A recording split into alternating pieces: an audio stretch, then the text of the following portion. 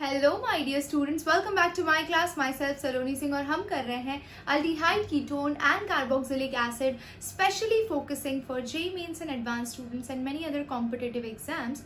सो basically हमारा focus है, आज का टॉपिक है as you can see aldol condensation. अब जहाँ तक बात करें इस टॉपिक के इम्पोर्टेंस की, तो बहुत ही बेहतरीन क्वेश्चंस इस टॉपिक पर बनते हैं और आज के सेशन में हमारा पूरा focus starting from the very bottom of aldol condensation to the stereo specific और stereo selective product LDA का यूज सब करेंगे हम, starting from self aldol condensation, cross aldol condensation, intramolecular condensation, cyclization due to aldol condensation, LDA की presence में product कैसे बनेगा, product आप सिलेक्टिव कैसे बना सकते हैं, काइनेटिकली कंट्रोल्ड कौन सा प्रोडक्ट होगा, थर्मोडाइनमिकली कंट्रोल्ड कौन सा प्रोडक्ट होगा। ये सारी की चीज़ें आज आपको इस वीडियो में सीखने को मिलेगी। जिन बच्चों को भी इससे प्रीवियस के टॉपिक्स को डिटेल में समझना है वो जाएं और इस पर्टिकुलर चैनल पर आपको केमिस्ट्री जेईई की प्लेलिस्ट मिल जाएगी। वहां पर जाकर आपको सारे वीडियो सीक्वेंस में मिल जाएंगे, एक एक करके देख लीजिए, आपके सारे कॉन्सेप्ट्स बहुत ही आसानी से क्लियर हो जाएंगे। सो चलिए माय डियर स्टूडेंट्स, बहुत ही पॉजिटिव नोट पर एकदम सीखने वाले माइंडसेट के साथ स्टार्ट करते हैं आज का session, that is your aldol condensation my dear students. So basically aldol condensation क्या है, कब कैरी आउट किया जाता है, किसकी प्रेजेंस में कैरी आउट किया जाता है, क्या नेसेसरी कंडीशंस है माय डियर स्टूडेंट्स। तो चलिए देखिए, अल्डोल कंडेंसेशन को कैरी आउट करने के लिए सबसे नेसेसरी कंडीशन है molecule should possess alpha hydrogen. Alpha hydrogen होना चाहिए आपके पास। अच्छा, तो अल्फा हाइड्रोजन किसके अंदर होना चाहिए? तो जब भी आप किसी कार्बोनिल ग्रुप की बात करते हैं, कार्बोनिल ग्रुप यानी कि you can talk about aldehydes and ketones, इनके अंदर स्पेशली आपके पास अल्फा हाइड्रोजन होना चाहिए। और दूसरा, the reaction is carried out in presence of base. ठीक है, reaction is carried out in presence of alkaline medium. ठीक है, इन प्रेजेंस ऑफ बेस। बेस आपका ज्यादा कॉन्सेंट्रेटेड नहीं होना चाहिए, डाइल्यूट होगा तो भी रिएक्शन बहुत आसानी से हो जाएगी। अब इसमें समझने वाला फर्स्ट फैक्टर है अल्फा हाइड्रोजन होना चाहिए। मेरे कहने का मतलब है कि अगर मेरे पास CH3 C डबल बॉन्ड और सिंगल बॉन्ड H है, या फिर मेरे पास CH3 CO CH3 है माय डियर स्टूडेंट्स, दोनों ही केस में देखिए आपका जो फंक्शनल ग्रुप है इस केस में ये वाला है। ठीक है, तो फंक्शनल ग्रुप से अटैच जो पहला कार्बन एटम होता है उसे ही हम क्या बोलते हैं? Alpha carbon atom. और उससे अटैच जो हाइड्रोजन है ये हो गया आपका अल्फा हाइड्रोजन एटम। तो फर्स्ट केस में आप देख सकते हैं कि आपके पास 3 अल्फा हाइड्रोजन है। सेकेंड केस में आपके पास 3 इस साइड और 3 इस साइड, यानी कि टोटल 6 अल्फा हाइड्रोजन है। अल्फा हाइड्रोजन प्रेजेंट है तो अल्डोल कंडेंसेशन बहुत आसानी से होगा। अब ऐसा क्यों होता है, क्यों हमें अल्फा हाइड्रोजन की जरूरत होती है माय डियर स्टूडेंट्स? क्योंकि alpha hydrogen are acidic in nature. कैसे होते हैं? Acidic in nature. अब क्वेश्चन ये आता है, how they become acidic in nature? Let's check out, how do they become acidic in nature. तो भाई अगर आप इसका स्ट्रक्चर ध्यान से देखो तो ये आपका कार्बोनिल ग्रुप है, C डबल बॉन्ड और सिंगल बॉन्ड H। आपको अच्छे से पता है माय डियर स्टूडेंट्स कि कार्बन में ये जो ऑक्सीजन है इसकी टेंडेंसी क्या है? इलेक्ट्रॉन खींचने की टेंडेंसी है, यानी ये माइनस आई इफेक्ट दिखाता है, रिंग में से इलेक्ट्रॉन खींचता है। ये रिंग में से इलेक्ट्रॉन खींच रहा है माय डियर स्टूडेंट्स, तो खींचने के बाद मैक्सिमम यहाँ पे पॉजिटिव चार्ज जनरेट होगा और इस कार्बन पे अगर पॉजिटिव चार्ज जनरेट होगा तो वो क्या करेगा? किसी भी हाइड्रोजन से इलेक्ट्रॉन लेने की कोशिश करेगा, यानी कि ये सारे हाइड्रोजन हाईली एसिडिक होंगे। क्यों भाई? क्योंकि they are attached nearest to the carbonyl group. यहाँ पर आपको एक और चीज समझ में आएगी कि यहाँ पे जो C डबल बॉन्ड O है ये माइनस आई इफेक्ट दिखा रहा है। ठीक है, देखो अब ये माइनस आई इफेक्ट दिखा के बनाएगा क्या? तो ये H फॉर्म हुआ, ये H फॉर्म हुआ, इसने ये चार्ज इधर डोनेट किया। ठीक है, ये C डबल बॉन्ड और सिंगल बॉन्ड H था। ठीक है, तो यहाँ पर जैसे ही ये इलेक्ट्रॉन डोनेट करेगा, इस पे नेगेटिव आएगा, ये यहाँ पर डोनेट करेगा और ये यहाँ पर डोनेट करेगा माय डियर स्टूडेंट्स। यानी कि बेसिकली आपको कुछ ऐसा स्ट्रक्चर मिलेगा, CH2 double bond C single bond O negative. What you can observe, यहाँ पर क्या दिखाई दे रहा है आपको कि हाइड्रोजन के रिमूव होने के बाद, हाइड्रोजन के रिमूव होने के बाद जो आपका एनायन बना, this anion is resonance stabilized, और हमने ये चीज सीखी है कि जब भी आप हाइड्रोजन निकालते हैं उसके बाद अगर आपका मॉलिक्यूल रेजोनेंस स्टेबलाइज्ड है तो वो रिएक्शन फेवरेबल है, यानी फॉरवर्ड डायरेक्शन में होगी। ठीक है, तो यहाँ पर ये जो स्ट्रक्चर था वो रेजोनेंस स्टेबलाइज नहीं था, पर हाइड्रोजन के निकलने के बाद जो आपका एनायन बना या इनोलेट आयन बना, ये जो आयन बना इसको आप इनोलेट आयन बोलेंगे। दिस एनायन को आपने क्या बोला, enolate ion, and this enolate ion is resonance stabilized. और एक और पॉइंट लिख लीजिए यहाँ पे, higher is the stability, higher is the stability of anion my dear students, higher is the stability of anion, more acidity, यानी कि higher is the stability of anion is directly proportional to acidic character। यानी कि आप यहाँ पर देखें तो ये डेफिनेटली हाइड्रोजन रिमूव करना प्रेफर करेगा, क्योंकि उसके रिमूव होने के बाद आपका स्पीशीज और भी ज्यादा स्टेबल हो जा रहा है। तो I hope you are clear क्यों अल्फा हाइड्रोजन इतना ज्यादा एसिडिक है, क्योंकि उसके बाद जो इनोलेट आयन बना वो रेजोनेंस स्टेबलाइज है, और यहाँ पे जो कार्बोनिल ग्रुप है ये -I इफेक्ट शो करता है, इसीलिए अल्फा हाइड्रोजन काफी ज्यादा एसिडिक होता है। और रिएक्शन बेस की प्रेजेंस में कैरी आउट होगा। तो बेस हमारी वो बाजू वाली आंटी है जो दूसरों के यानी पड़ोसियों के घर से नमक चुरा के भागती है। तो भाई बेस हमारी आंटी हो गई, और आंटी क्या करेगी, सबसे एसिडिक हाइड्रोजन को चुरा के लेके जाएगी। तो यहाँ पे जो हाइड्रोजन है इसे बेस की प्रेजेंस में आप आसानी से रिमूव कर सकते हैं माय डियर स्टूडेंट्स। तो ये हो गया इसका बेसिक फंडा। अब मैं इसमें आपको कुछ और चीजें सिखाना चाहूंगी। ये जो इनोलेट आयन है, एक और चीज देखिए ध्यान से, I am going to rub this all, और हम एक और इम्पोर्टेंट चीज यहाँ पे फोकस करेंगे कि इनॉल और कीटो फॉर्म में किस तरह से स्विच होते हैं, कौन सा फॉर्म ज्यादा स्टेबल होता है, टॉटामेरिज्म का यहाँ पे क्या इफेक्ट होता है, ये सारी चीजें हमें यहाँ पर समझनी पड़ेगी। ठीक है, देखिए ध्यान से। यस बच्चा, तो यहाँ पर ध्यान दीजिए, अगर यहाँ पे C डबल बॉन्ड O, यहाँ पे H है, यहाँ पे CH3 है, करेक्ट। ठीक है, बेस की प्रेजेंस में रिएक्शन कैरी आउट हो रहा है, यानी बेस हमारी वो बाजू वाली आंटी है जो इस हाइड्रोजन को कैप्चर करेगी। ये हाइड्रोजन अपने इलेक्ट्रॉन इधर देगा और ये वाला बॉन्ड आपका इधर शिफ्ट हो जाएगा। तो आपके पास स्ट्रक्चर क्या हो जाएगा, CH, यहाँ पे ऑक्सीजन नेगेटिव, यहाँ पे डबल बॉन्ड C और H2, करेक्ट है ना। तो आप इसको इन शॉर्ट लिख सकते हैं, एक और हाइड्रोजन आया तो ये आपके किस फॉर्म में कन्वर्ट हो जाएगा माय डियर स्टूडेंट्स। देखिए इसी स्ट्रक्चर को मैं ऐसे लिख सकती हूँ, CHOH डबल बॉन्ड CH2। जब भी जिस कार्बन एटम से OH ग्रुप अटैच है, अगर वहीं पे डबल बॉन्ड भी प्रेजेंट हो तो उस स्ट्रक्चर को हम बोलते हैं इनॉल फॉर्म। ठीक है, अब इसी इनॉल फॉर्म को हम कीटो फॉर्म में कन्वर्ट कर सकते हैं। देखिए कैसे, अगर मैं चाहूँ तो इसको वापस बैक फ्लिप मरवा सकती हूँ और इसको इधर शिफ्ट कर सकती हूँ। ठीक है, जैसे ही आप इसे शिफ्ट करेंगे माय डियर स्टूडेंट्स, देखिए कैसा स्ट्रक्चर बनेगा, C double bond O single bond H single bond CH2, यहाँ पर नेगेटिव, करेक्ट। अब जो फॉर्म जनरेट हुआ आपका, ये जो फॉर्म है ये आपका कीटो फॉर्म है माय डियर स्टूडेंट्स, करेक्ट। तो कीटो और इनॉल एक दूसरे में इंटर कन्वर्टेबल है। जहां पे भी आप कीटो को इनॉल और इनॉल को कीटो फॉर्म में कन्वर्ट करते हैं, इस प्रोसेस को हम बोलते हैं माय डियर स्टूडेंट्स टॉटामराइजेशन, करेक्ट। क्या बोला जाता है, टॉटामराइजेशन। इन शॉर्ट हम ये बोल सकते हैं कि जिस तरह का रेजोनेंस आपको यहाँ पे देखने को मिल रहा है, उस हिसाब से ये कार्बन और ये ऑक्सीजन के बीच में नेगेटिव चार्ज डीलोकलाइज्ड है इस तरह से। ठीक है, नेगेटिव चार्ज इस तरह से डीलोकलाइज है, ना ही कंप्लीटली इधर प्रेजेंट है ना ही कंप्लीटली इधर प्रेजेंट है।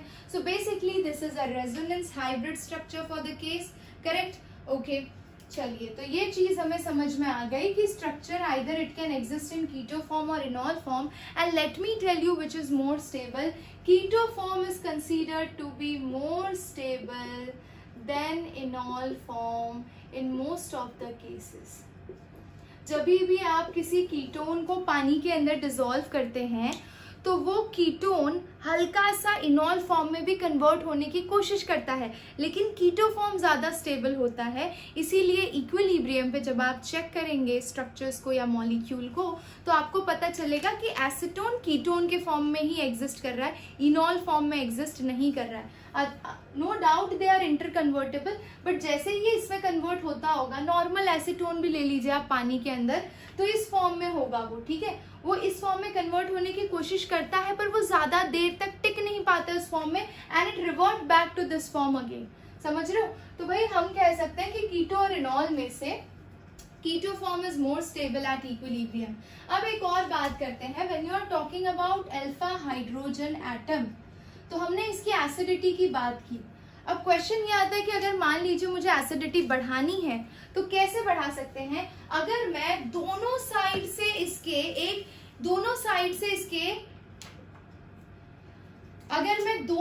से इसके इलेक्ट्रॉन विड्रॉइंग ग्रुप अटैच कर दूं, यानी कि कुछ इस तरह से, देखिए ध्यान से.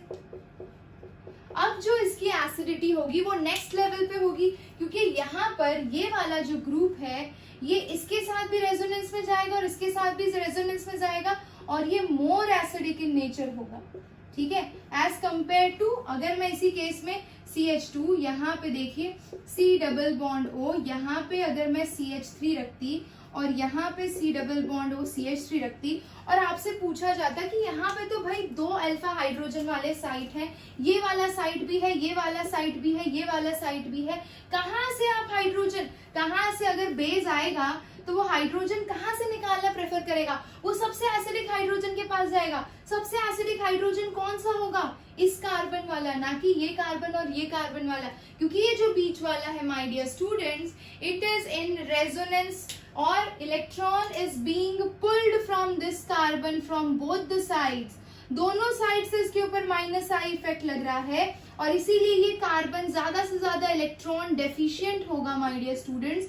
और अगर वो ज्यादा से ज्यादा इलेक्ट्रॉन डेफिशिएंट होगा कार्बन, तो वो अपने हाइड्रोजन के इलेक्ट्रॉन छीन लेगा, और हाइड्रोजन के इलेक्ट्रॉन छीनेगा तो बेस उस H+ को आसानी से लेकर जा पाएगा. इन शॉर्ट हम बोल सकते हैं कि जहां पे भी आपका ग्रुप 2 कार्बोनिल ग्रुप से सराउंडेड हो, वहां पर आपकी एसिडिटी बढ़ जाती है. I hope you are clear.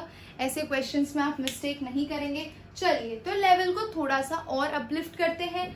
हमें यहाँ पर जानना है कि अगर मेरे पास एस्टर है, कीटोनिक ग्रुप है, ठीक है, एस्टर में भी कार्बोनिल ग्रुप दिखाई देता है आपको, ठीक है, कीटोनिक ग्रुप के अंदर भी कार्बोनिल ग्रुप दिखाई देता है, तो दोनों में से किस केस में रिएक्टिविटी ज्यादा होगी, है ना, और किस केस में एसिडिक हाइड्रोजन ज्यादा मिलेगा आपको. तो देखिए ध्यान से, अगर मेरे पास CH3 C double bond O single bond O C6H5 है, या फिर C2H5 ले लीजिए अननेसेसरी कॉम्प्लिकेशन की जगह, ठीक है, ये हो गया आपका एस्टर. साथ ही साथ मैं ले रही हूं यहाँ पर CH3 C double bond O CH3, और एक और केस ले लेते हैं हम, यहाँ पे CH2 ले लेते हैं, C double bond O single bond O C2H5, C double bond O single bond O C2H5. Which is most acidic? Which is most acidic, my dear students? Of course अभी आपको सिखाया है, तो ये वाला जो हाइड्रोजन होगा this will be most acidic, और इसका अगर आप pKa वैल्यू की बात करें तो pKa वैल्यू इसकी लोएस्ट आएगी. So you know that pKa is inversely proportional to acidic character, correct, है ना. तो acidic character inversely proportional, यानी lower is the pKa, higher is the acidic character, correct. So भाई CH3COO C2H5 के case में यहाँ पे pKa आपको मिल जाता है approximately 13. बाकी दोनों केसेस को अगर आप कंपेयर करें तो यहाँ पे आपको मिलता है 20 और यहाँ पे मिलता है 25. इन शॉर्ट आपको pKa वैल्यू से ही पता चल गया बच्चा कि which will be more acidic, इसकी वैल्यू कम है तो ये इसका जो हाइड्रोजन होगा वो ज्यादा एसिडिक होगा as compare to ester hydrogen. ये कॉम्प्लिकेशंस और ये चीजें आपको इतनी बारीकी से पता होनी चाहिए एसिडिक कैरेक्टर के बेसिस पे। अब हमने इन्हें अरेंज कर दिया है, अब थोड़ा और आगे बढ़ते हैं, ठीक है। हमने ये भी डिस्कस किया कि नॉर्मली क्या देखा हमने, नॉर्मली आपका keto form is more stable, keto form is more stable. For example हम 2-3 केसेस लेते हैं ताकि आपको कीटो इनॉल भी करना बहुत अच्छे से आ जाए और आप कहीं से भी कंफ्यूज ना हो, ठीक है। तो ये CH3 C डबल बॉन्ड हो, सिंगल बॉन्ड H है, ठीक है बच्चा। इसके 2 हाइड्रोजन यहाँ और 1 हाइड्रोजन मैं ऐसे लिखती हूँ ताकि हम आसानी से इसका प्रोडक्ट बना सके, ठीक है। अब देखिए मैं ऐसे रिएक्शन करने वाली हूँ और इस हाइड्रोजन को अगर मैं इधर शिफ्ट करूंगी तो ये पाई बॉन्ड इधर शिफ्ट होगा, इसको बोलते हैं कीटो इनॉल टॉटामेरिज्म, ठीक है।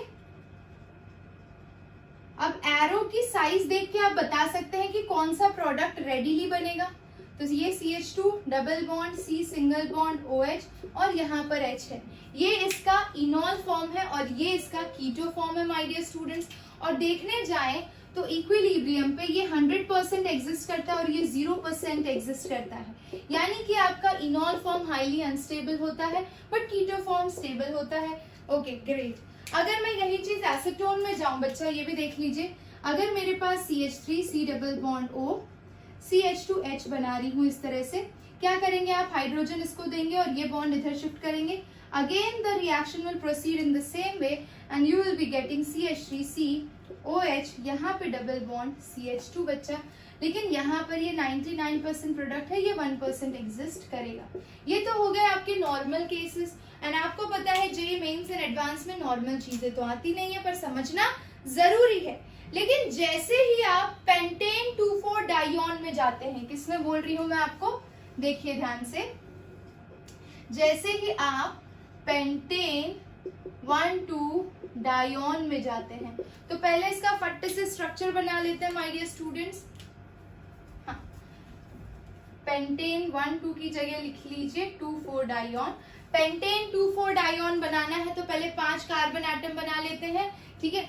So 1 2 3 4 5 correct. सेकेंड पोजीशन पे double bond, third fourth position पे double bond and then rest is CH3 and यहाँ पे CH2 और यहाँ पे CH3। ये है आपका पेंटेन 2,4 डाइऑन। अब अगर इसमें मैं कीटो इनॉल टॉटामराइजेशन करूं माय डियर स्टूडेंट्स, सो आपको क्या पता चलेगा, देखिए किसी भी साइड से करिए, मैं काम करती हूँ, इसका हाइड्रोजन ऐसे ऊपर दिखाती हूँ तो क्या होगा, ये हाइड्रोजन इधर शिफ्ट होगा, ये बॉन्ड इधर शिफ्ट होगा। ये सेम चीज आप इस साइड भी कर सकते हैं, देखिए होगा क्या। So you will be getting, देखिए ध्यान से, CH3 यहाँ पे C ऑक्सीजन के साथ हाइड्रोजन, यहाँ पे डबल बॉन्ड, यहाँ पे CH C double bond O CH3 और इस केस में ये वाला फॉर्म आपका इनॉल है, ये वाला फॉर्म आपका कीटो है। अब तक आपने पढ़ा कि कीटो ज्यादा स्टेबल होता है, लेकिन पेंटेन 2,4 डाइऑन में आएंगे तो भाई आपको यहाँ पे 76% प्रोडक्ट मिलेगा, ये आपको 76% मिलेगा और ये आपको 24% मिलेगा इक्विलिब्रियम पे। क्यों ऐसा हुआ, बिकॉज आपका ये वाला structure, this structure is more resonance stabilized. क्या बोल रही हूं मैं, this structure is more resonance stabilized. अब जरा इसको समझने की कोशिश करते हैं कि कैसे ये इतना ज्यादा रेजोनेंस स्टेबलाइज हो गया। इसके लिए हम एक काम करते हैं, this side we need to erase, so let's erase it, है ना। तो कीटो इनॉल फॉर्म क्यों इतना डिटेल में डिस्कस कर रहे हैं, क्योंकि अल्डोल कंडेंसेशन में इनोलेट फॉर्मेशन होता है, यानी कि एनायन फॉर्मेशन होता है बच्चा, और वहां पे ये सारी चीजें काम आएंगी आपको, ठीक है। तो चलिए देख लेते हैं फटाफट। Yes, okay, so see here, if I take the enol structure बच्चा और मैं इसको H की जगह O नेगेटिव लेती हूँ, ठीक है। सो this is your इनॉल structure, C CH3 double bond CH C double bond O and CH3। See how the things will work like this, ठीक है। अब ये ऐसे मूव हुआ, अब ये जैसे ही इसके ऊपर चार्ज आएगा तो मैं अगर इसे एक ही स्टेप में दिखाना चाहूँ तो मैं इसको यहाँ पर और इसको यहाँ पर शिफ्ट करूंगी तो आपका स्ट्रक्चर कैसा बन जाएगा, देखिए ध्यान से। रेजोनेंस स्टेबलाइजेशन की वजह से you will get CH3C double bond O single bond, यहाँ पर CH double bond CO negative, ये ऑक्सीजन ने दिया तो पॉजिटिव, ये ऑक्सीजन का नेगेटिव, और इन दोनों के बीच में हल्का सा फोर्स ऑफ अट्रैक्शन होगा पॉजिटिव नेगेटिव सेंटर की वजह से। तो भाई हम ये कह सकते हैं कि why in case of pentane 2,4 dione your enol form is more stable because of resonance stabilization। किसकी वजह से ऐसा हुआ बच्चों? So write down here due to resonance stabilization। I hope you understood the concept, है ना? तो ये excessively resonance stabilized है and that's why your enol is more stable। Very good, very good, very good, very good। चलिए अब थोड़ा और आगे बढ़ते हैं, ठीक है।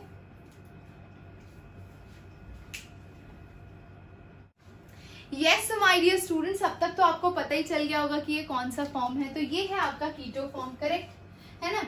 अब ये जो कीटो फॉर्म है, जैसा कि हमने अभी डिस्कस किया कि कीटो इनॉल फॉर्म में कन्वर्ट होता है। स्पेशली अगर मैं ये चीज कैरी आउट कर रही हूँ, मान लीजिए एक कंटेनर के अंदर एसीटोन है और उसके अंदर आपने स्लाइटली एसिडिक या बेसिक मीडियम प्रोवाइड किया, acidic in presence of H3O+ और basic in presence of OH-। मान लीजिए कि आपका कीटो इनॉल में ट्रांसफॉर्म हुआ माय डियर स्टूडेंट्स। देखिए ध्यान से, आप इसको इनॉल में ट्रांसफॉर्म करेंगे तो कैसे करेंगे, देखिए तो ये हाइड्रोजन इसके पास चला जाएगा और यहाँ पे डबल बॉन्ड शिफ्ट होगा। ये हाइड्रोजन आपको ऑक्सीजन को देना है, प्रोडक्ट क्या बनेगा आपका C2H5 एज इट इज है, C है आपके पास, इधर से आपका CH3 है, यहाँ पे डबल बॉन्ड आ जाएगा, ऊपर आपके OH आ जाएगा, नीचे C6H5 आ जाएगा माय डियर स्टूडेंट्स। तो ये बन गया आपका कीटो से इनॉल फॉर्म। अब जरा ध्यान से देखिए, जैसे ही आप कीटो से इनॉल फॉर्म में आते हैं, इनॉल फिर से रिवर्ट बैक करता है कीटो के अंदर, यानी कि स्टार्टिंग मटेरियल के अंदर। बट ड्यूरिंग दैट प्रोसेस क्या बताना चाहती हूँ मैं आपको कि जैसे ही इनॉल कीटो फॉर्म में कन्वर्ट होता है, क्योंकि इनॉल एक आयरन होता है my dear students, after getting converted to keto it gives you racemic mixture of product. Racemic mixture of product यानी कि प्रोडक्ट में आपका रेसेमाइजेशन हो जाता है, और रेसेमाइजेशन में आपको पता है दोनों तरह के एनेंशियोमर्स इक्वल क्वांटिटी में बनते हैं। Racemic mixture of product are formed, ठीक है। तो ये चीज ध्यान रखिएगा कि कभी भी कीटो या आप टॉटामेरिज्म एसिड या बेस की प्रेजेंस में कर रहे हैं तो आपका जो प्रोडक्ट जनरेट होगा वो ऑप्टिकली इनएक्टिव होगा, क्योंकि कीटो अगर इनॉल में कन्वर्ट हुआ, इनॉल एक आयरन होता है और जैसे ही वो रिवर्ट बैक करता है कीटो फॉर्म में इन प्रेजेंस ऑफ एसिडिक और बेसिक मीडियम, ये रेसेमिक मिक्सचर प्रोड्यूस करता है, और रेसेमिक मिक्सचर एक दूसरे की रोटेशन को कैंसिल आउट कर लेते हैं तो उनकी ऑप्टिकल एक्टिविटी हो जाती है 0, तो ये ऑप्टिकली इनएक्टिव हो जाते हैं, करेक्ट। अच्छा, अब ये भी हो गया। अब जरा डिटेल में बढ़ते हैं about aldol condensation। So let's write down heading aldol condensation। ऊपर का इंट्रोडक्शन हमने बहुत ही डिटेल्ड वे में डिस्कस कर लिया। अब आ जाते हैं aldol condensation पे बच्चा। aldol condensation की जब आप बात करते हैं तो फिलहाल हम सेल्फ पे फोकस करेंगे। सेल्फ aldol condensation यानी एक ही तरह का मॉलिक्यूल होगा। अगर मान लीजिए मेरे पास CH3C double bond O single bond H के 2 मोल्स हैं, ठीक है, मैं रिएक्शन कैरी आउट कर रही हूँ 10% NaOH in presence of water, correct, ठीक है। So what product you are going to get my dear students, you will be getting product here as you will be getting CH3, COH, CH2, C double bond O, single bond H। ये आपका product होगा aldol condensation, self aldol condensation का। और इसे आप क्या बोलते हैं, बीटा हाइड्रोक्सी अल्डिहाइड। अगर आपने अल्डिहाइड से बनाया तो ये बीटा हाइड्रोक्सी अल्डिहाइड है। कैसे बोल रहे हैं बीटा हाइड्रोक्सी अल्डिहाइड, तो ये आपका ये जो मेन फंक्शनल ग्रुप है उससे जो कार्बन एटम अटैच है वो अल्फा, और उसके नेक्स्ट वाला क्या हो गया बीटा। बीटा पोजीशन पे आपके पास OH ग्रुप है, इसीलिए आपने उसे बोल दिया बीटा हाइड्रोक्सी एल्डिहाइड। अगर यहीं पे कीटोन होता तो क्या होता, तो CH3 C डबल बॉन्ड और CH3 के दो मॉलिक्यूल्स हैं, 10% NaOH in presence of water की प्रेजेंस में आप कैरी आउट कर रहे हैं रिएक्शन, ये क्या हो जाएगा CH3 CO माइनस, यहाँ पे CH2 C double bond O CH3 my dear students, ये आपका प्रोडक्ट बनेगा, और यहाँ पे फाइनली एसिडिफिकेशन, तो ये हो जाएगा आपका बीटा। ये देखिए ये आपका अल्फा पोजीशन हो गया, तो ये बीटा पोजीशन हो गया, तो आप बोलेंगे इसे बीटा हाइड्रोक्सी कीटोन। क्या बोलेंगे, बीटा हाइड्रोक्सी कीटोन। यानी कि इन शॉर्ट अल्डोल कंडेंसेशन क्या है, whenever any aldehyde or ketone is treated in presence of mild alkali, it gives you product as beta hydroxyaldehyde or beta hydroxy ketone, and followed by this term that is condensation। अगर हम इसका condensation भी कर देते हैं तो हमें product क्या मिलेगा बच्चों, ध्यान से देखिए, ये वाला हाइड्रोजन है और ये वाला OH, इनको आप रिमूव कर देंगे एज वाटर, तो फर्स्ट केस में आपका प्रोडक्ट हो जाएगा CH3C, ठीक है, CH3C OH, यहाँ पे एक H तो ऑलरेडी एग्जिस्ट कर रहा है, बाय मिस्टेक ने लिखा है, CH double bond CH C double bond O single bond H। इस केस में क्या होगा, ये हाइड्रोजन इस तरह से, यहाँ पे भी ये वाटर रिमूव करिए, you will be getting my dear students CH3 CH double bond CH C double bond O CH3, ठीक है। अब जरा देखिए, ये आपका अल्फा पोजीशन हुआ, ये बीटा, ये अल्फा, ये beta, alpha beta unsaturated aldehyde and ketone, तो क्या मिल रहा है, अल्फा बीटा अनसैचुरेटेड एल्डिहाइड और ketone is basically your aldol condensation, correct है ना। अब जरा इसका मैकेनिज्म डिटेल में पढ़ते हैं, क्योंकि मैंने आपको प्रोडक्ट लिख के तो बता दिया, लेकिन काफी बच्चे डर गए होंगे कि मैम आपने प्रोडक्ट लिखा कैसे, यहाँ पर OH लगा दिया है और यहाँ पे CH रखा, ये C डबल बॉन्ड कैसे हुआ, मैकेनिज्म जानना पड़ेगा। मैकेनिज्म कर लेते हैं फट्टे से, चलिए। तो इसका मैकेनिज्म माय डियर स्टूडेंट्स बहुत ही आसान है, कुछ भी करने की जरूरत नहीं है, आपको सिर्फ एक ही काम करना है, नोटबुक और पेन लेकर बैठिए और जैसे जैसे मैं कर रही हूँ आप करते जाइए स्टेप बाय स्टेप। अगर एकदम ऐसा भी बच्चा होगा ना कि पहली बार वीडियो देख रहा है, वो भी समझ जाएगा। अगर आप स्टेप बाय स्टेप करते हो तो थोड़ा भी पॉजिटिव नेगेटिव इलेक्ट्रोफाइल न्यूक्लियोफाइल का ज्ञान है, तो इसके मैकेनिज्म में कोई भी बड़ी बात नहीं है समझना, ठीक है। देखिए, so mechanism, let's start first step से। फर्स्ट स्टेप में हम ले रहे हैं कोई भी एल्डिहाइड, रेड ले लेते हैं और उस पर अटैक कराते हैं, तो C double bond O single bond H, और यहाँ पे कार्बन जिसके साथ अल्फा हाइड्रोजन अटैच है, तो दो हाइड्रोजन का हमें काम नहीं है, इसके एक ही हाइड्रोजन का काम है, तो हमने इसे ऐसे लिख लिया। अब हम क्या ले रहे हैं, यहाँ पे क्या लेंगे बताइए जल्दी से, तो बेस लेकर आएंगे, रिएक्शन बेस की प्रेजेंस में हो रही है, बेस मारेगा अटैक इस हाइड्रोजन पे, ये हाइड्रोजन क्या करेगा भाई, इसको इलेक्ट्रॉन दे देगा माय डियर स्टूडेंट्स। क्या जनरेट होगा, या तो आप इधर इलेक्ट्रॉन दे दो या फिर सिंपल इस कार्बन को इलेक्ट्रॉन दे दो, ठीक है। ये देखिए इस तरह से क्या प्रोडक्ट जनरेट होगा, तो यहाँ पे CH2 negative C double bond O single bond H, ये जनरेट हो गया। यानी कि आपने एक न्यूक्लियोफिलिक साइट जनरेट कर ली माय डियर स्टूडेंट्स, करेक्ट। और ये न्यूक्लियोफिलिक साइट क्यों बनेगी, ये बनेगी क्योंकि ये वाला जो नेगेटिव पार्ट है ये आप इधर और इसको इधर शिफ्ट करेंगे, तो ये क्या बन जाएगा आपका CH2 double bond CO negative और यहाँ पे H।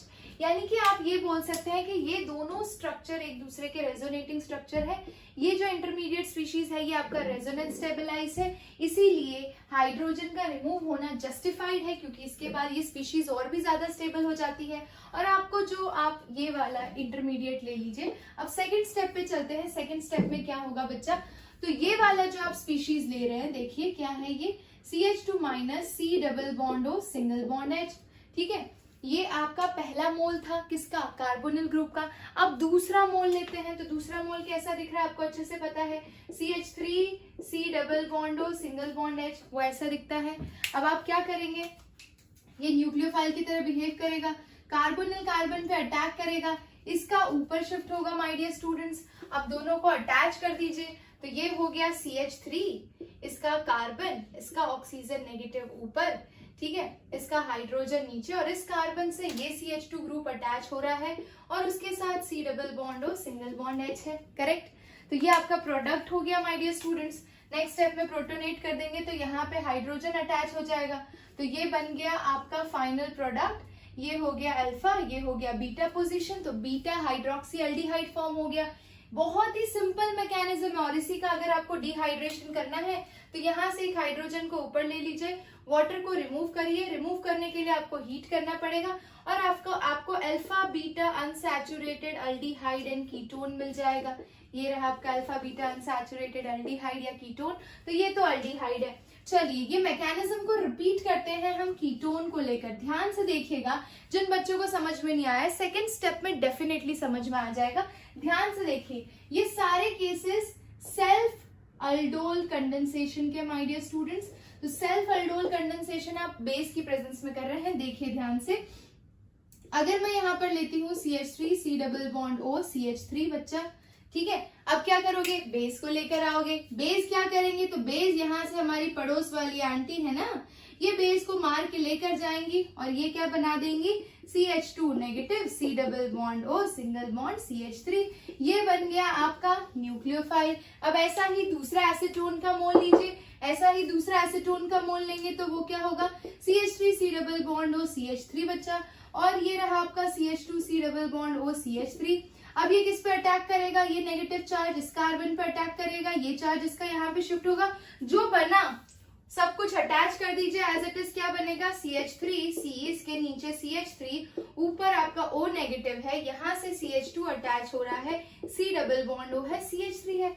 कितना आसान था ये। क्या करना है आपको, दो चीजें करनी है, बेस की प्रेजेंस में हाइड्रोजन को कैप्चर करना है और एक मॉलिक्यूल पे नेगेटिव चार्ज जनरेट करना है, और फिर उसी नेगेटिव चार्ज से दूसरे कार्बोनिल कंटेनिंग कंपाउंड के ऊपर अटैक करवा देना है, तो आपका प्रोडक्ट बन जाएगा। फिर इसको प्रोटोनेट कर दीजिए तो आपको बीटा हाइड्रोक्सी एल्डिहाइड या कीटोन मिल जाएगा। ये बीटा हाइड्रोक्सी कीटोन है क्योंकि ये इसका अल्फा पोजीशन, ये इसका बीटा पोजीशन। अब चाहे तो आप इसे हीट करके कंडेंसेशन कर सकते हैं। यहाँ तक ये जो प्रोडक्ट बनता है ना, इसको बच्चा आप अल्डोल भी बोलते हैं। क्या बोलते हैं, अल्डोल। अब इसको कंडेंसेशन का बोलेंगे जब आप हीट करके इसमें से वाटर मॉलिक्यूल को रिमूव कर ले, तो you will be getting CH3 C, नीचे CH3 है, यहाँ पर आपके पास CH आ जाएगा, बीच में डबल बॉन्ड आ जाएगा, C double bond O CH3, correct. आ गया समझ में, है ना।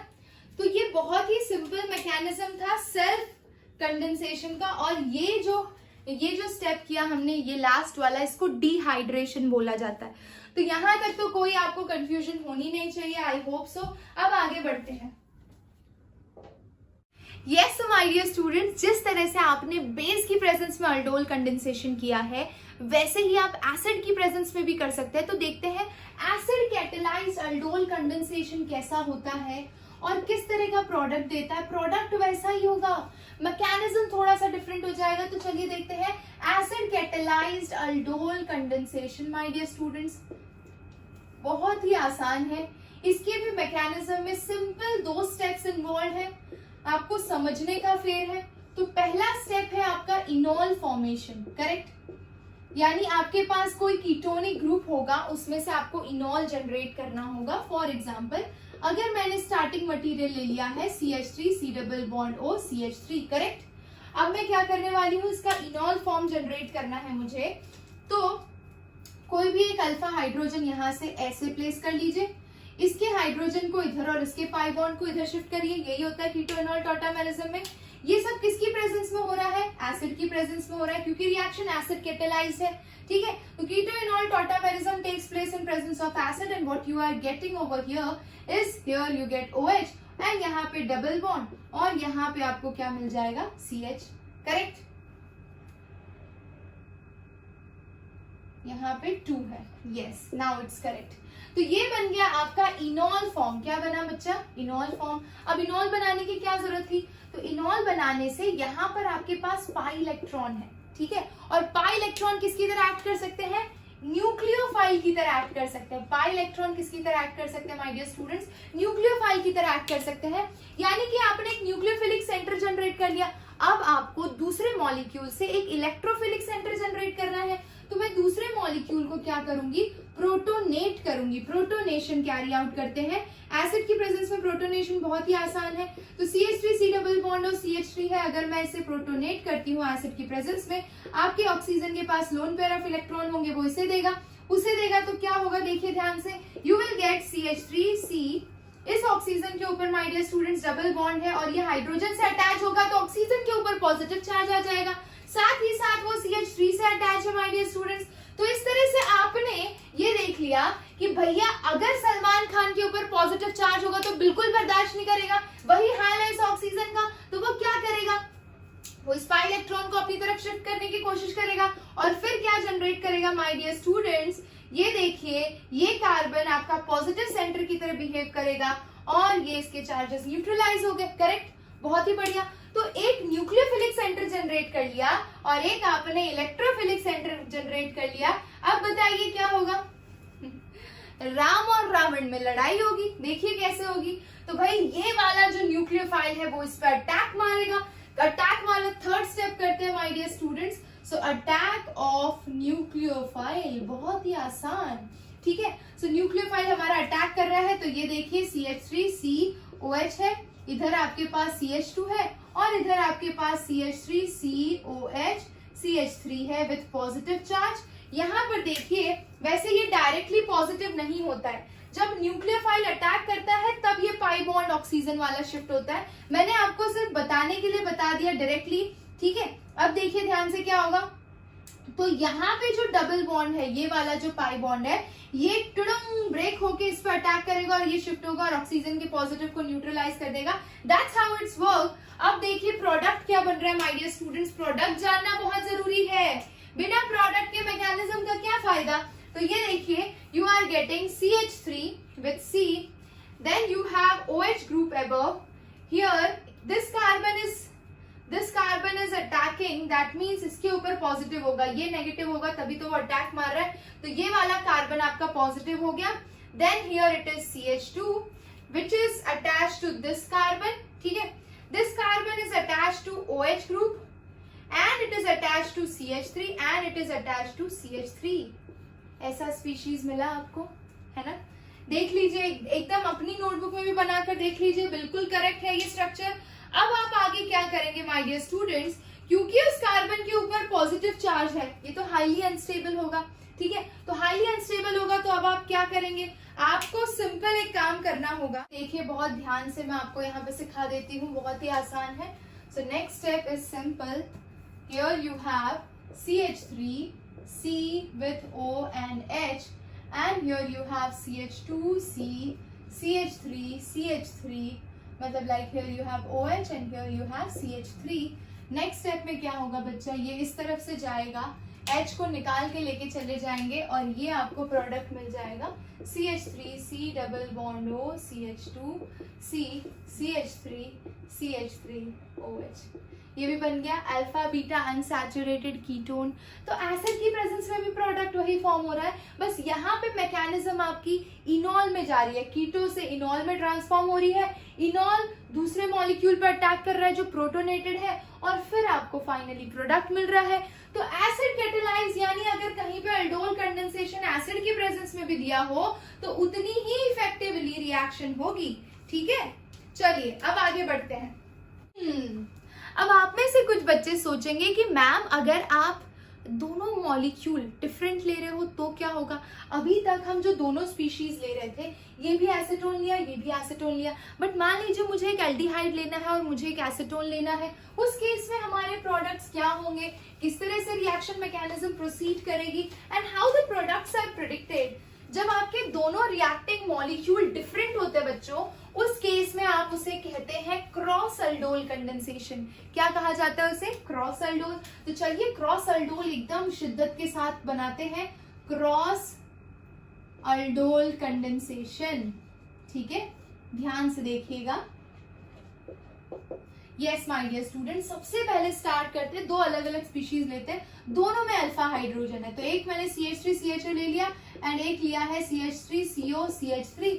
Reaction is carried out in 10% NaOH, that is your base, and we have to predict the product whichever here you will be getting 4 products। और कौन कौन से होंगे वो 4 products, पहले वो देखते हैं।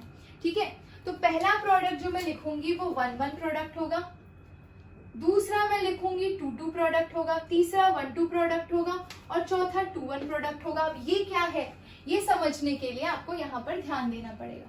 पहले मैं क्या करूंगी, अच्छा मान लीजिए आपके पास एक बाल्टी है जिसमें आप रिएक्शन कैरी आउट कर रहे हैं, आप इन दोनों को मिक्स करने जा रहे हैं। तो मुझे एक बात बताइए, क्या ये वाला मॉलिक्यूल सिर्फ इसी के साथ रिएक्ट करेगा या देयर इज पॉसिबिलिटी कि वो अपने जैसे ही किसी दूसरे मॉलिक्यूल के साथ भी रिएक्ट करके सेल्फ अल्डोल वाले भी प्रोडक्ट दे? समझ रहे हो? देखो, अगर मैं ये CH3CHO की बात कर रही हूं तो ये सेल्फ अल्डोल वाले प्रोडक्ट्स भी तो देगा। तो सबसे पहले मैं इसका इसी के साथ सेल्फ अल्डोल कराती हूँ।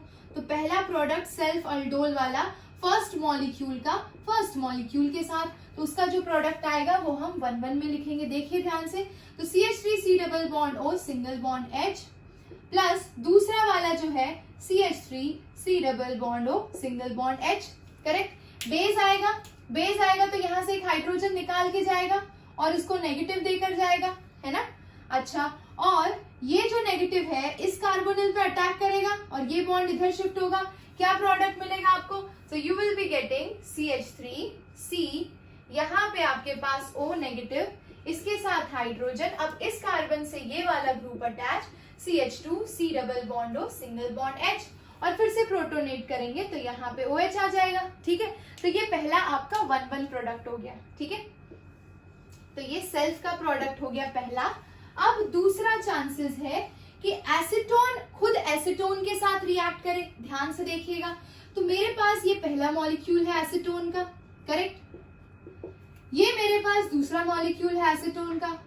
आ कौन रहा है? बेस भैया आ रहे हैं, बेस हमारी आंटी है, बेस आ रही है तो क्या कर देंगे इसको, CH2 नेगेटिव फिर से इस पर अटैक करेगा, ये इधर शिफ्ट होगा माय डियर स्टूडेंट्स, और आपको 2,2 प्रोडक्ट मिल जाएगा। यानी सेकेंड वाला मॉलिक्यूल खुद के साथ ही रिएक्ट कर रहा है, तो क्या होगा, so you are getting O negative, here you are attaching CH3, then CH2, then C double bond O and then you have CH3। Protonate करेंगे तो यहाँ H आ जाएगा। तो ये हो गया पहला वाला आपका 1,1 प्रोडक्ट, दूसरा वाला आपका 2,2 प्रोडक्ट। ओके, बहुत ही बढ़िया। अब तीसरे प्रोडक्ट पे चलते हैं। यहाँ से क्रॉस अल्डोल की शुरुआत होती है। मेरे पास दो अलग अलग मॉलिक्यूल है। पहला काम ये करते हैं कि CH3CHO को हम बनाएंगे बेस से अटैक करवाएंगे, यानी कि CH3C double bond O single bond H, ये मेरा स्पीशीज है। ठीक है, इस पर अगर बेस का अटैक हुआ तो इसका एक अल्फा हाइड्रोजन रिमूव हो जाएगा और इसके ऊपर नेगेटिव चार्ज आ जाएगा, करेक्ट। और यहाँ पर हमारे पास है एसीटोन, तो CH3C double bond O CH3, इसका नेगेटिव इस पे आके अटैक करेगा, इसका बॉन्ड टिडिंग आगे शिफ्ट हो जाएगा। देखिए क्या प्रोडक्ट मिलेगा, so you are getting CH3CO negative and इसके ऊपर यहाँ पे CH3, ये CH2 के साथ अटैच होगा and C double bond O single bond H, correct. तो यहाँ पर आपने क्या किया, यहाँ पर आपने प्रोडक्ट बनाया है 1,2 प्रोडक्ट, जिसमें आपने अल्डिहाइड पे बेस का अटैक करवाया है। अब जो फोर्थ प्रोडक्ट होगा उसमें हम कीटोन पे बेस का अटैक करवाएंगे, तो ये भी हमारा फोर्थ प्रोडक्ट जनरेट करेगा माय डियर स्टूडेंट्स। बहुत आसान मैकेनिज्म है। I hope you are able to understand the whole concept. ध्यान से देखिए, नेक्स्ट केस में मैं यहाँ पर ले रही हूँ CH3C double bond O CH3, correct. Acetone पे अगर बेस मॉलिक्यूल अटैक करेगा तो इसको CH2 नेगेटिव कर देगा, करेक्ट, एक हाइड्रोजन खींच के लेके जाएगा, तो प्लस यहाँ पर है आपके पास CH3C double bond O single bond H, correct. अब आपका ये जो न्यूक्लियोफाइल है वो इधर अटैक करेगा माय डियर स्टूडेंट्स, ये टिडंग उधर शिफ्ट हो जाएगा। क्या बनेगा देखिए ध्यान से, so you are getting CH3CH O negative and and then here you are getting CH2 C double bond O CH3, correct है ना। तो यहाँ पर फिर आप प्रोटोनेट कर देंगे, दोनों ही केसेस में आपको फाइनल प्रोडक्ट मिल जाएगा। तो ये प्रोडक्ट हो गया आपका 2-1 प्रोडक्ट। समझ रहे हो, बड़ा मजा आया करने में, है ना। तो जब दोनों मॉलिक्यूल दो डिफरेंट मॉलिक्यूल से कर रहे हो तो पहले तो वो सेल्फ अल्डोल के प्रोडक्ट बनाएंगे और फिर वो क्रॉस अल्डोल के प्रोडक्ट बनाएंगे। पहले एक बेस से अटैक होगा, फिर दूसरे वाले मॉलिक्यूल पे बेस से अटैक होगा और इस तरह से क्रॉस अल्डोल में हमें टोटल 4 प्रोडक्ट मिलेंगे, 1-1, 2-2, 1-2 and 2-1 type. I hope you understood, ठीक है। अब मेरे पास एक और क्वेश्चन है। सो मैम, हमने पढ़ा है कैनिज़ारो रिएक्शन। कैनिज़ारो रिएक्शन में जो हमारा रिएक्टेंट होता है उसके पास अल्फा हाइड्रोजन नहीं होता। अब मेरा खुराफाती दिमाग ऐसा कह रहा है कि मैम एक काम करते हैं, यहाँ पर एक कार्बोनिल ग्रुप ऐसा लेते हैं जिसमें अल्फा हाइड्रोजन हो और दूसरा वाला ऐसा लेते हैं जिसमें अल्फा हाइड्रोजन प्रेजेंट ना हो, तो कितने प्रोडक्ट बनेंगे वो भी बना के देख लेते हैं। आप ये फटाफट अपने नोटबुक्स में कॉपी कर लीजिए, है ना। कई जगह पे बच्चों को प्रॉब्लम होती है, लेकिन ये क्रॉस अल्डोल के प्रोडक्ट्स बनाने के बाद आई डोंट थिंक कि आपके दिमाग में कोई कंफ्यूजन अब तक रह गया होगा बच्चों, है ना। चलिए अब आगे बढ़ते हैं और हम करते हैं माय डियर स्टूडेंट्स, एक अल्फा हाइड्रोजन वाला और एक बिना अल्फा हाइड्रोजन वाला, है ना। यस माय डियर स्टूडेंट्स, अगर आपके एक मॉलिक्यूल में अल्फा हाइड्रोजन है और दूसरे में नहीं है, तब आप रिएक्शन किस तरह से कैरी आउट करेंगे, यहाँ पर ध्यान दीजिए। अगर आपके पास एक स्पीशीज है, मान लीजिए C6H5 C double bond O single bond H, correct, और दूसरा आपने ले लिया है एसीटोन यानी कि CH3 C double bond O CH3। आपको अच्छे से पता है कि इस केस में आपको इधर इधर अल्फा हाइड्रोजन मिल जाएगा, बट इस केस में आपके पास अल्फा हाइड्रोजन नहीं है, तो आप रिएक्शन कैसे कैरी आउट करेंगे। बहुत ही आसान है, सिंपल सी चीजें देखिए, ध्यान दीजिएगा जरा इस चीज पे कि भाई यहाँ पे अगर हमारा बेस अटैक करता है तो बेस को अटैक करने के लिए अल्फा हाइड्रोजन चाहिए और वो सिर्फ इस पे अटैक करेगा, यानी कि नेगेटिव साइड सिर्फ इस पे जनरेट होगी, इस पे जनरेट नहीं होगी। यानी कि देखिए ये वाला मॉलिक्यूल पहले तो खुद के साथ सेल्फ अल्डोल प्रोडक्ट देगा, तो इसका खुद का सेल्फ अल्डोल प्रोडक्ट देखते हैं पहला, ठीक है। तो CH3 C double bond O CH3 है और दूसरा CH3 C double bond O CH3 है। पहले वाले के केस में उसके ऊपर बेस आएगा, बेस यहाँ से एक हाइड्रोजन निकाल के इसको नेगेटिव देकर जाएगा, ये नेगेटिव कार्बोनिल पे अटैक करेगा, ये बॉन्ड ऊपर शिफ्ट होगा और इस तरह से आपको प्रोडक्ट मिलेगा CH3CO नेगेटिव। यहाँ पे आपके पास नीचे CH3 अटैच है, CH2 C double bond O CH3, correct है ना। अच्छा, उसके बाद क्या चांसेस है, ये आपका पहला प्रोडक्ट हो गया, प्रोटोनेट कर दिया आपने, ये आपका पहला प्रोडक्ट हो गया, ये सेल्फ अल्डोल का प्रोडक्ट है। अब इन दोनों में देखते हैं, तो इन दोनों में सेकंड केस में ये वाला जो मॉलिक्यूल है इसके ऊपर बेस अटैक करेगा, बेंजाल्डिहाइड पे तो कर नहीं सकता क्योंकि उसके पास अल्फा हाइड्रोजन ही नहीं है, तो अगर इस पे अटैक करेगा तो ये क्या हो जाएगा, CH2 नेगेटिव हो जाएगा बच्चा। और यहाँ पे क्या है आपके पास C6H5 C double bond O single bond H, correct, तो ये नेगेटिव वाला पॉजिटिव पे अटैक करेगा, सिंपल इस तरह से, और आपको यहाँ पे प्रोडक्ट मिल जाएगा। तो what you are getting, C6H5 C यहाँ पे H, ये जैसे ही अटैक करेगा ये बॉन्ड ऊपर शिफ्ट होगा, तो ये O नेगेटिव को प्रोटोनेट करके हम डायरेक्टली फाइनल प्रोडक्ट लिख लेते हैं। तो इस तरह से आपको ये भी प्रोडक्ट मिल जाएगा। यानी कि जब आप क्रॉस अल्डोल करते हैं तो आपको 2 ही प्रोडक्ट मिलते हैं, उसमें से भी क्रॉस अल्डोल कंडेंसेशन कौन सा वाला, जिसके अंदर एक मॉलिक्यूल के पास अल्फा हाइड्रोजन है और दूसरे के पास नहीं है। तब आपने जो रिएक्शन बेस की प्रेजेंस में कैरी आउट की है उसमें से एक प्रोडक्ट सेल्फ अल्डोल का होगा, दूसरा क्रॉस अल्डोल का होगा। क्रॉस अल्डोल में जिसके पास अल्फा हाइड्रोजन है वो एक न्यूक्लियोफिलिक साइट की तरह एक्ट करेंगे और जिसके पास नहीं है वो इलेक्ट्रोफिलिक साइट की तरह एक्ट करेंगे, और इस तरह से आप पूरा मैकेनिज्म स्टडी कर सकते हैं। बहुत ही आसान था, ठीक है। अब बच्चा इसमें सीखने जैसी चीज क्या, ये सब तो एकदम नॉर्मल बातें हो गई। जेई मेंस तक ऐसे क्वेश्चन हो सकते हैं जहां पे कन्वर्जन टाइप क्वेश्चंस हो, वहां पे इस तरह के क्वेश्चंस हो सकते हैं। नीट में ऐसे क्वेश्चंस हो सकते हैं। जैसे जैसे आप एडवांस की तरफ बढ़ते हो और मेंस के कुछ अच्छे क्वेश्चंस की तरफ बढ़ते हो तो आपको वहां पे मिल जाएगा इंट्रामॉलिक्यूलर अल्डोल कंडेंसेशन, यानी aldol condensation with in the same molecule. Ring expansion या रिंग रिडक्शन किस तरह से होता है वो समझ लेते हैं, ठीक है।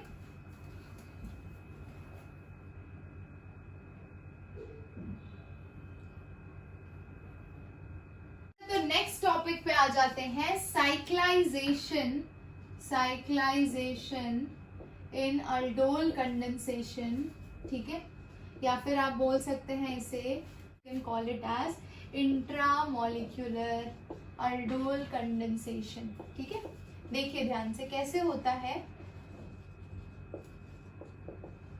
बहुत ही सिंपल है। मैं आपको स्टार्टिंग मॉलिक्यूल यहाँ पर दे देती हूँ। तो ये एक काम करते हैं, हम 7 कार्बन एटम वाला एक मॉलिक्यूल बना लेते हैं। तो C double bond O single bond H, और यहाँ से हम ले लेते हैं CH2। एक जगह पे और बीच में हमें कार्बोनिल ग्रुप प्लेस करना होगा, तो चलिए वो एक काम करते हैं, 6 पोजीशन पे प्लेस करते हैं।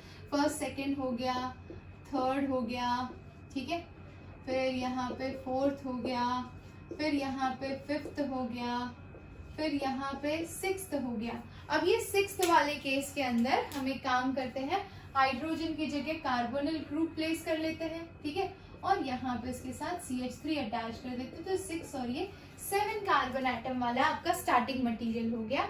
आपको इसे बेस से ट्रीट करना है। किससे ट्रीट करना है? OH माइनस आयन से। अब सबसे पहला क्वेश्चन आएगा कि बेस आके अटैक किस पे करेगा माय डियर स्टूडेंट्स। तो बेस का चांसेस है कि बेस के पास यहाँ पे भी अल्फा हाइड्रोजन है, यहाँ पे अल्फा हाइड्रोजन है और यहाँ पे अल्फा हाइड्रोजन है। 3 साइड से उसके पास अटैक करने के लिए पहले इसको साइक्लिक स्ट्रक्चर में ट्रांसफॉर्म करके देखते हैं ये कैसा दिखेगा। तो ये वाला आपका first carbon atom C double bond O single bond H, ठीक है, फिर ये second carbon atom, third, fourth, ठीक है, फर्स्ट, सेकेंड, थर्ड, फोर्थ लिखा आपने यहाँ पे, ठीक है, फिर यहाँ पे फिफ्थ गए, ये वाला आपका फिफ्थ हो गया, देन 6th C और ये डबल बॉन्ड O और ये फिर आपका 7th हो गया। इस तरह से मैंने मॉलिक्यूल बना दिया। अब अगर आप देखें ध्यान से, this is your first, second, third, fourth, fifth and 6th। ध्यान से देखिए, 5th पोजीशन पे आपके पास 2 हाइड्रोजन है यहाँ पे, करेक्ट, और यहाँ पे 2nd पोजीशन पे 2 हाइड्रोजन है, यानी ये वाला और ये वाला, करेक्ट। अब जरा ध्यान से देखिए, अगर हमारा बेस आता है, हमारे पास साइड कितने, यहाँ पे भी 2 हाइड्रोजन है, तो एक ये साइड हो गई, एक ये साइड हो गई, एक ये साइड हो गई अल्फा हाइड्रोजन वाली। So we have 3 sides, correct. अब जरा देखते हैं कि कहाँ पे अटैक करेगा तो हमारा प्रोडक्ट बड़ा सुंदर बनेगा माय डियर स्टूडेंट्स। ये देखिए OH माइनस है, अगर वो यहाँ का हाइड्रोजन ग्रैब करता है, ये देखिए, अगर ये यहाँ का हाइड्रोजन ग्रैब करता है तो इस कार्बन यानी 5th कार्बन एटम के ऊपर नेगेटिव चार्ज आएगा, और जैसे ही 5th कार्बन एटम के ऊपर नेगेटिव चार्ज आएगा माय डियर स्टूडेंट्स, देखिए स्ट्रक्चर किस तरह से ट्रांसफॉर्म होगा, ध्यान से देखिएगा। So you are getting this way, ठीक है, और यहाँ पे आपके पास नेगेटिव है और एक हाइड्रोजन अटैच है, यहाँ पे C डबल बॉन्ड O है। बिल्कुल भी डिफिकल्ट नहीं होता है, घबराना नहीं है, ऐसे क्वेश्चन देखकर आपको बहुत अच्छे से समझ में आएगा। ध्यान से देखिएगा, ठीक है, ये वाले स्पीशीज में हमने C डबल बॉन्ड O और यहाँ पे H रखा है, ये हाइड्रोजन ने अपने इलेक्ट्रॉन यहाँ पे दिए तो वो नेगेटिव है बच्चा। अब वो नेगेटिव किस पे अटैक करता था? दूसरे कार्बोनिल कार्बन पे, यानी कि इस पे अटैक करेगा, और जैसे इस पे अटैक करता था ये बॉन्ड ऊपर शिफ्ट होता था, करेक्ट। तो ये बॉन्ड हमने ऊपर शिफ्ट किया है। अब देखिए नेक्स्ट स्टेप क्या होगा, तो यहाँ पे आपका बॉन्ड फॉर्मेशन हो जाएगा, C और ये सेकेंड, ये थर्ड और ये फोर्थ, और इनके बीच में इस तरह से बॉन्ड फॉर्मेशन हो गया है, और यहाँ पे अभी भी हाइड्रोजन है, यहाँ पे C double bond O H और H।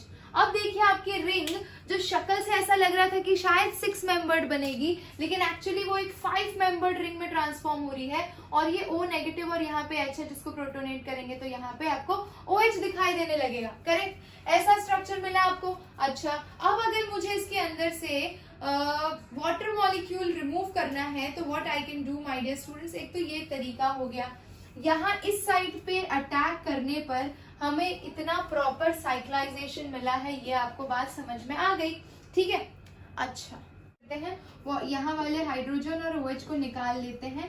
तो आपको वहां पे डबल बॉन्ड मिल जाएगा, और डबल बॉन्ड मिलेगा तो आपका स्ट्रक्चर कैसा दिखाई देगा बच्चा, आपको अच्छे से पता है।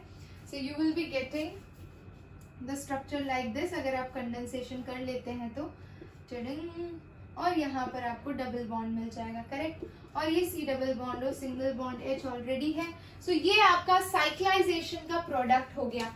3 साइड्स थे अल्फा हाइड्रोजन के, लेकिन हम स्पेसिफिकली इस साइड पे इसलिए गए क्योंकि यहाँ पे भी कुछ preferred number of ring members होते हैं, जिसकी वजह से आपका प्रोडक्ट बहुत ही सही है और आसानी से बनता है माय डियर स्टूडेंट्स। सो भाई ये 5 मेंबर्ड रिंग बनना बहुत ही आसान था, एंगल स्ट्रेन इसमें कम। चलिए तो आपके 2-3 क्वेश्चंस का आंसर दे देते हैं। पहला क्वेश्चन ये होगा आपके दिमाग में कि भैया मैम क्यों हमने यही वाली साइड को चूज किया, बाकी साइड्स को क्यों चूज नहीं किया।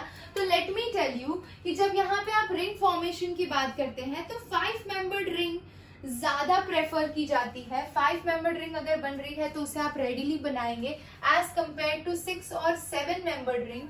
और अगर 6 और 7 मेंबर्ड रिंग बन रही है एंड 4 एंड 8 मेंबर्ड रिंग बन रही है, तो ये मैंने आपको सीक्वेंस का ऑर्डर दे दिया कि अगर आपको पॉसिबिलिटी दिख रही है कि 5 मेंबर्ड रिंग बन सकती है, 6 और 7 मेंबर्ड रिंग बन सकती है, या 4 एंड 8 मेंबर्ड रिंग बन सकती है, तो सबसे ज्यादा प्रेफरेंस आप 5 मेंबर्ड रिंग को दीजिएगा क्योंकि उसकी स्टेबिलिटी ज्यादा होती है।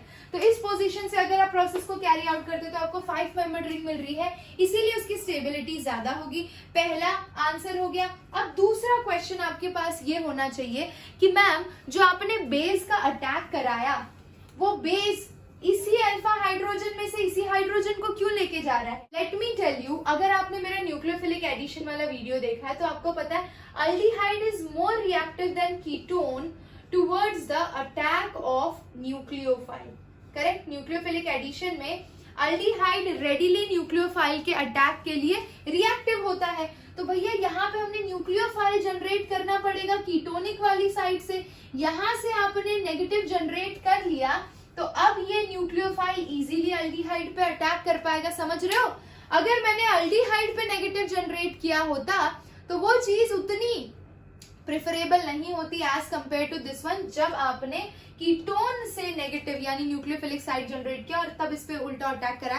दूसरा वाला भी हो सकता है लेकिन extent of product formation will be less as compare to this one, जहां पे ये नेगेटिव है और ये उस पर अटैक कर रहा है, ना कि वो इस पर अटैक करेगा। और ऐसा क्यों होता है, this reason I have properly given you can visit my previous lectures.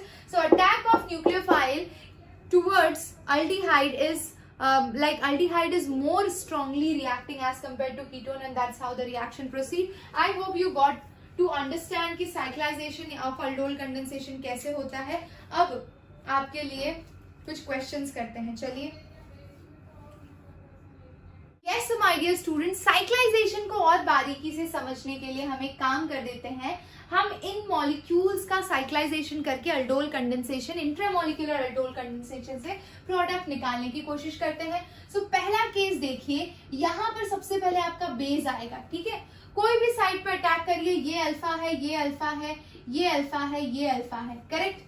अगर मैं चाहूं तो मैं इस वाली साइड पे अटैक करूं, ध्यान से देखिएगा। अगर मैं इस वाली साइड पे अटैक करती हूँ, बच्चा समझने की जरूरत है कि किस साइड पे अटैक करेंगे तो आपको ज्यादा स्टेबल स्ट्रक्चर मिलेगा। 3 मेंबर्ड रिंग अगर आप बनाते हैं तो उसके अंदर एंगल स्ट्रेन बहुत ही हाई होता है। अगर मैं इसको यहाँ के हाइड्रोजन को रिमूव करती हूँ माय डियर स्टूडेंट्स, तो जरा सोचिए क्या होगा, ये नेगेटिव होगा और ये इस पे जाके अटैक करेगा और ये 3 मेंबर्ड रिंग फॉर्मेशन करेगा जो कि हाईली अनस्टेबल होगा। तो हम इस साइड पे अटैक नहीं करेंगे, इसको एज इट इज छोड़ देते हैं CH2, ठीक है। अब मेरे पास ये दोनों इक्विवेलेंट साइड है, तो मैं किसी पे भी अटैक करूं, अगर मैं यहाँ पे अटैक करती हूँ बच्चा, ठीक है, तो यहाँ पे अटैक करती हूँ तो ये वाला नेगेटिव साइड जनरेट होगा और ये वाला नेगेटिव साइड जनरेट होगा तो ये जाके इस पे अटैक मारेगा। अब जरा सोचिए, ये वाला बॉन्ड ऊपर शिफ्ट होगा, क्या प्रोडक्ट बनेगा आपके पास। तो ये हो गया C, ये हो गया नेगेटिव, इधर से ये CH2 है, इधर से ये CH2 है, इधर से ये वाला C, ठीक है, और ये C डबल बॉन्ड O दिखा रहा है और ये वाला जो CH2 है बच्चा, उसने इसके साथ बॉन्ड फॉर्म किया है, ठीक है, इसके साथ बॉन्ड फॉर्म किया है और इस तरह से आपको 5 मेंबर्ड रिंग बनती हुई दिखाई दे रही है, ठीक है। और इस C डबल बॉन्ड O के साथ यहाँ पे CH3 ग्रुप भी है। तो अभी आपको चीजें समझ में आ रही होंगी। तो यहाँ पे हाइड्रोजन हो गया और इस तरह से आपको प्रोडक्ट दिखाई दे रहा होगा। तो C double bond O, then you have C double bond O। अब मान लीजिए आपको वाटर मॉलिक्यूल रिमूव करना है तो आप वाटर मॉलिक्यूल भी रिमूव कर सकते हैं। तो OH यहाँ से ले लीजिए, करेक्ट। तो यहाँ पे आपके डबल बॉन्ड आ जाएगा OH, और यहाँ का H अगर आप ले लेते हैं तो what product you are getting, ये देखिए इस तरह से यहाँ पे डबल बॉन्ड O एंड यहाँ पर आपको डबल बॉन्ड मिल जाएगा, और इधर एज इट इज CH3 है। तो इस तरह से आपको प्रोडक्ट मिल जाएगा माय डियर स्टूडेंट्स। तो CH3 के नियरेस्ट केस में डबल बॉन्ड, फिर single bond. Okay, great. So this is how cyclisation will take place. I hope you understood क्यों मैंने अंदर वाली साइड प्रेफर नहीं की, क्योंकि वहां पे 3 मेंबर्ड रिंग बनता है। 3 मेंबर्ड रिंग में रिंग स्ट्रेन ज्यादा होता है, तो हमने 6 मेंबर्ड रिंग बनाया। Okay, very good. अभी ये सेकंड केस पर आ जाते हैं। मेरे पास कितने अल्फा हाइड्रोजन साइड्स हैं? This, this and this, correct. Okay, अब जरा सोचिए, अगर मैं यहाँ पे अटैक मारती हूँ, यहाँ पे अटैक मारती हूँ, तो यहाँ पे नेगेटिव वाला इस कार्बोनिल पे अटैक करेगा, ठीक है। और कितने मेंबर्ड रिंग बनेंगे? 1 2 3 4 मेंबर्ड रिंग। अगेन उसमें रिंग स्ट्रेन ज्यादा होता है, ठीक है। तो 4 membered ring and 3 membered ring हम कभी भी प्रेफर नहीं करते। इंस्टेड ऑफ दैट, अगर मेरे पास दूसरा साइड ये अवेलेबल है, ठीक है, तो इस साइड पे अगर मैं अटैक, क्योंकि यहां से भी करोगे तो भी 4 मेंबर्ड रिंग ही बनेगा, तो यहाँ पे अगर आप अटैक मारते हो माय डियर स्टूडेंट्स और ये CH2 नेगेटिव करते हो, तो ये वाला नेगेटिव इस कार्बोनिल पे अटैक करेगा माय डियर स्टूडेंट्स, और ये कितने मेंबर्ड रिंग बनाएगा? 6 मेंबर्ड रिंग बनाएगा, जो कि ज्यादा स्टेबल होगा, ठीक है। तो इस तरह से बॉन्ड शिफ्ट होगा। चलिए बनाकर देखते हैं। So we are getting here the CH2 is attacking at this carbon atom and CH और इसका O नेगेटिव ऊपर शिफ्ट हो जाता है, and rest is all, and this is your CH2, this is your CH2, this is your CH2, this is and C double bond O, and this way it is going, ठीक है। और अगर आप protonate कर देते हो तो यहाँ पर आ जाएगा हाइड्रोजन, करेक्ट। और ये जो OH ग्रुप है इसको मैं ऐसे भी लिख सकती हूँ बच्चों, ठीक है। तो ये वाला OH और यहाँ वाले हाइड्रोजन को अगर आप डिहाइड्रेट कर लेते हो हीट करके, तो इस तरह से वाटर मॉलिक्यूल रिमूव हो जाएगा, और आपका प्रोडक्ट क्या बनेगा? देखिए, CH double bond CH, C double bond O, and then rest as it is, you can join. तो बन गया आपका product. I hope you understood, ठीक है। तो ये केस भी एकदम ही सिंपल था और एकदम आसान था। आई होप आपको समझ में आया। लास्ट केस देखते हैं, ये वाला, ठीक है। अब तक तो आपको समझ में आ गया होगा 3 and 4 मेंबर्ड रिंग तो आपको बनाना ही नहीं है।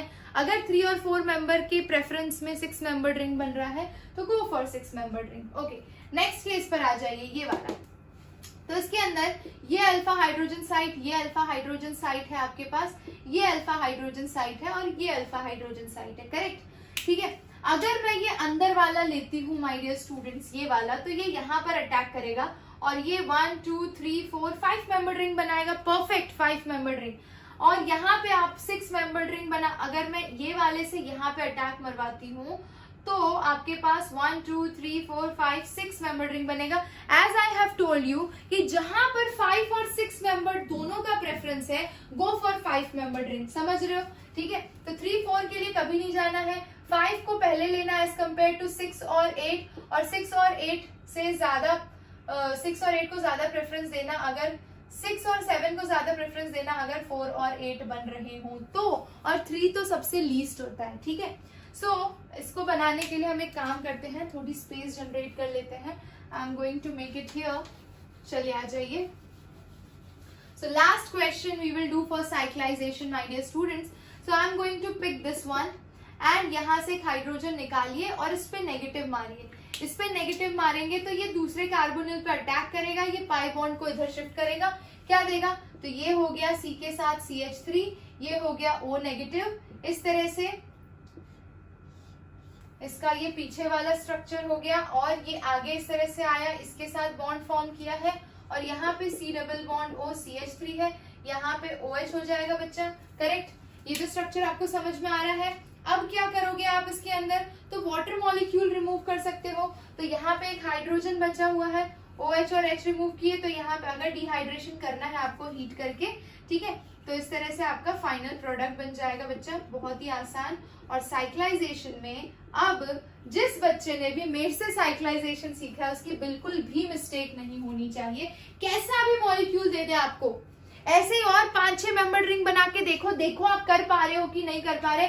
और एग्जांपल्स लो, जेई मेंस एंड एडवांस के मैं एक काम करूंगी नेक्स्ट सेशन में, we will take certain questions which have been asked in advance and Mains, so that you get the concept with more clarity. I hope you understood the cyclization and aldol condensation. Yes, so my dear students, इसी के साथ aldol condensation को यहाँ पर wind up करते हैं। 3 चीजें जो स्पेसिफिकली आज के वीडियो में हमने कवर की है, simple aldol condensation, keto enol tautomerisation, specifically for this case हमने टॉटामेरिज्म को ज्यादा डिटेल नहीं किया है। aldol condensation में सेल्फ aldol condensation पे ध्यान दिया, एसिड कैटेलाइज्ड aldol condensation पर ध्यान दिया हमने, क्रॉस aldol कंडेंसेशन के प्रोडक्ट सीखे। क्रॉस aldol में भी अगर ऐसा केस हो कि एक के पास अल्फा हाइड्रोजन हो और दूसरे के पास नहीं हो तो कैसे प्रोडक्ट जनरेट होंगे वो सीखा हमने। और लास्ट हमने देखा cyclisation in aldol condensation, that is your intramolecular aldol condensation. My dear students, अभी भी इस पर्टिकुलर टॉपिक के अंदर आप एक और चीज पढ़ सकते हो, दैट इज लिथियम इनोलेट्स कैसे जनरेट होते हैं, ठीक है। लिथियम इनोलेट्स यानी कि LDA वाला टॉपिक हम कंटिन्यू करेंगे नेक्स्ट क्लास में। आई होप कि आपको इस सेशन में हर चीज समझ में आई हो और बहुत मजा आया हो। आपको करना क्या है, ज्यादा से ज्यादा क्वेश्चंस की प्रैक्टिस करनी है। कॉन्सेप्ट तो आपको यहाँ से दे ही दिया गया है, आपको सिर्फ क्या करना है, जितनी भी बढ़िया बढ़िया बुक्स है और प्रीवियस ईयर्स के क्वेश्चंस है वो एक बार गो थ्रू करिए, देखिए कि कॉन्सेप्ट के बाद आप उसे कितना अप्लाई कर पाते हैं। Application part is very very important, that I always say to you. And yes of course, अगर आपको इस चैनल से हर चीज हर कॉन्सेप्ट बहुत अच्छे से समझ में आ रहा है तो लाइक करिएगा, शेयर करिएगा, चैनल को सब्सक्राइब करिएगा। तो माय डियर स्टूडेंट्स, इसी तरह से जेईई एडवांस, नीट और बाकी कॉम्पिटिटिव एग्जाम्स के लिए फ्री में स्टडी मटेरियल अवेल करने के लिए आप डिस्क्रिप्शन में दी हुई लिंक को डाउनलोड कर सकते हैं और सारी चीजें फ्री में एक्सेस कर सकते हैं। Make sure to subscribe the channel, share it among your friends and like it. Thank you so much for watching. मिलते हैं नेक्स्ट क्लास में। Till then take care, love you all.